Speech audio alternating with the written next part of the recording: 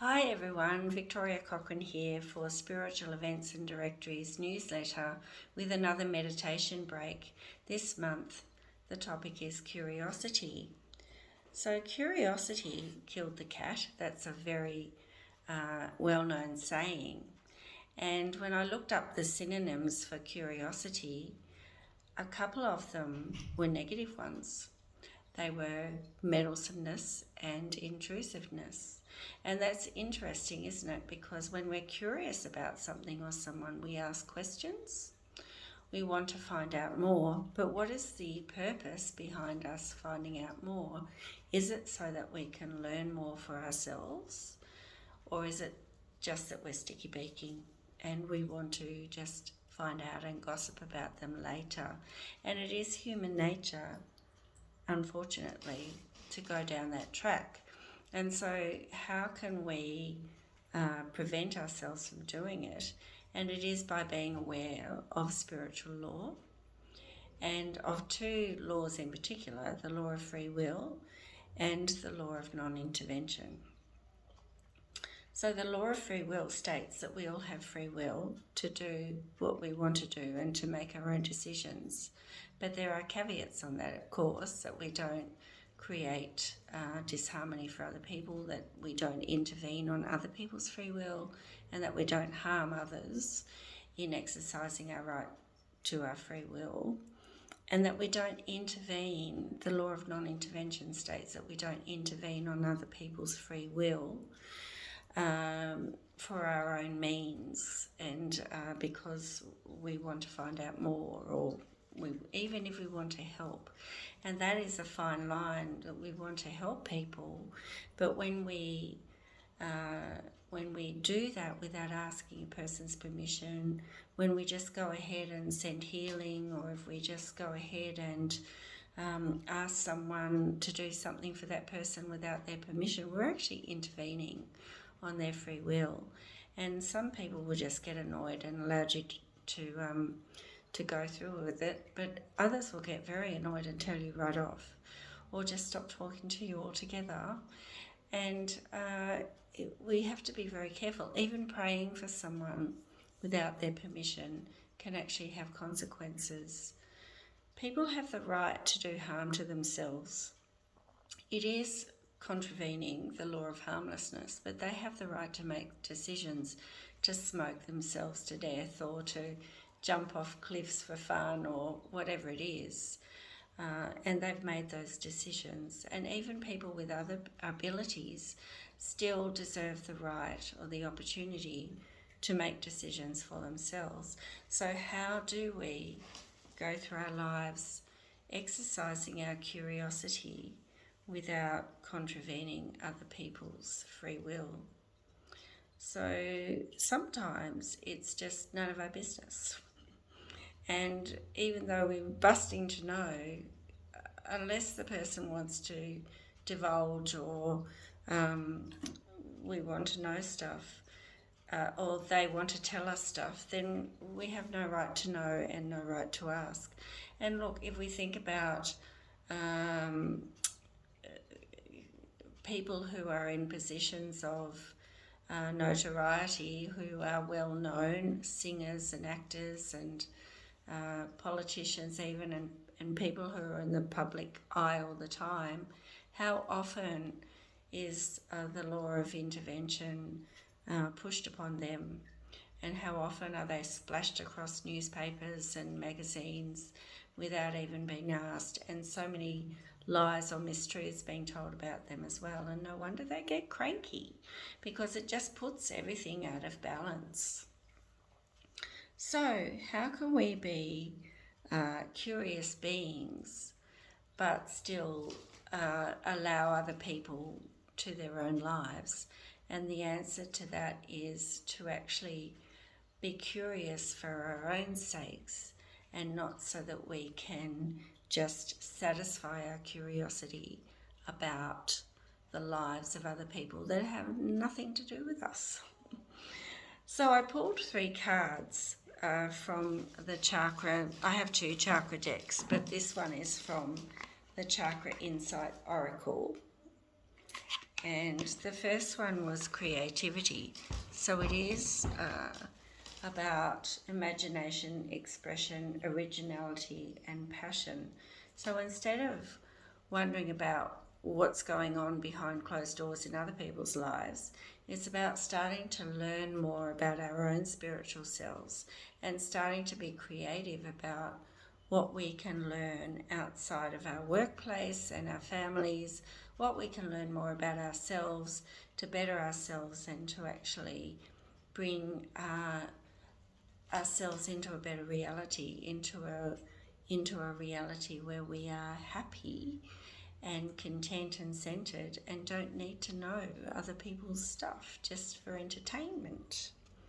So this one says imagination, expression, originality, and passion. And it's like a big splotch of energy that can take us many places. But when we start with our imagination and we start to express ourselves in ways that are outside of what we know. So this is throat chakra, of course, and starting to allow ourselves to work outside the boundaries of what people expect us to say or do.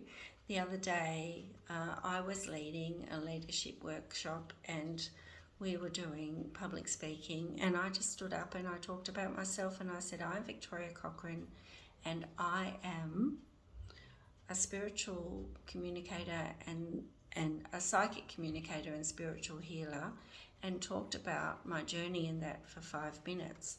And a couple of people were shocked because they hadn't heard me say about myself before, and other people were really curious. So I opened up the door for one person. It was 1 out of 9 people came to me and said, I would really love to know more.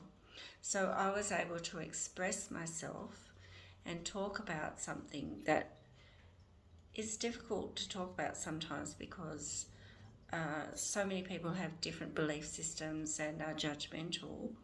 But I stood in my space and I was just passionate, part of this card, passionate, and just took a chance, spoke my truth, and at least one person resonated with me, probably more did, but one came up and said, I would like to learn more, can I contact you?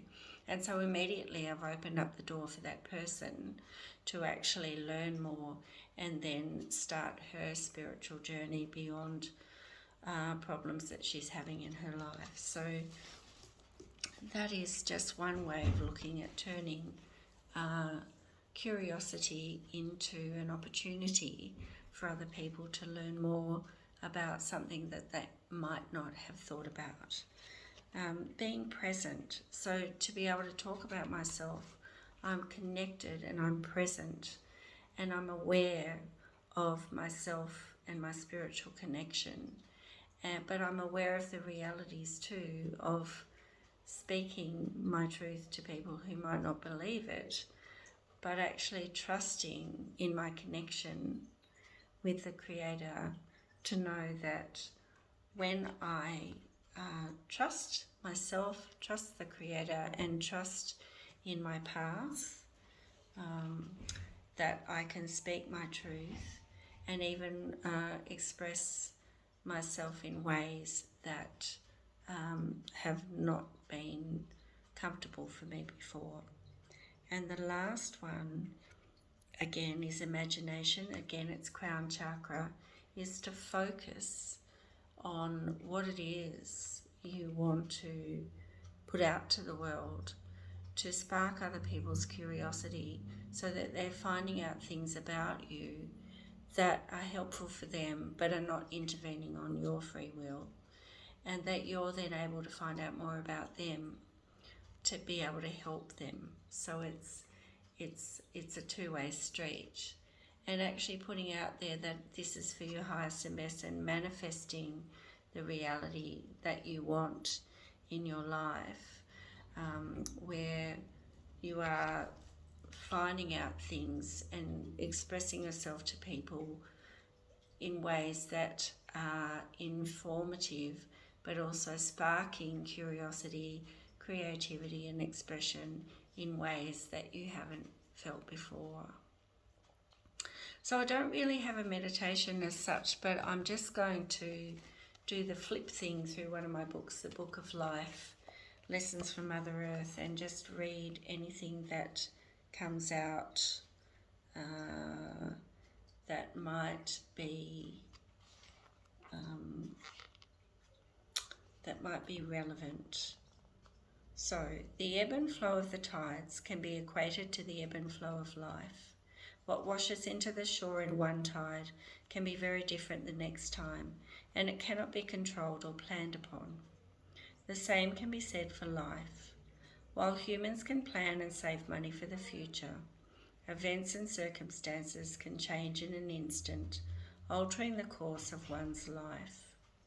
These kinds of changes can either be for the better and fortuitous, or they can be devastating and heartbreaking. Whatever life brings in for you, just like the tides, has the opportunity to either stay or alter your course, and the consequences of either direction may remain with you forever. The way you cope with the changes that the tide of life brings you says a lot about the experiences you have had before, what they have taught you, and what you have learnt. If you see life as an endless struggle, to be survived rather than lived, then your thoughts and actions will bring more of the same. If, however, you have learnt to go with the flow and to accept change as a positive force for good in your life, abundance and good fortune are likely to abound. Unlike the tides, which can be unpredictable, the law of attraction will always give you exactly what you project out to the universe in your thoughts. Change your thoughts, change your reality. It's that simple. And so it goes with curiosity. Change your thoughts about what people need to know or what you need to know about other people. And just focus on what you would like people to know about you. And then express that in a way that sparks their curiosity to make connections beyond either friendship or work, to actually start to make opportunities for growth in both of you. I am Victoria Cochrane. You can find me at victoriacochrane.com.au, and I look forward to your feedback and to being with you next month. Bye for now.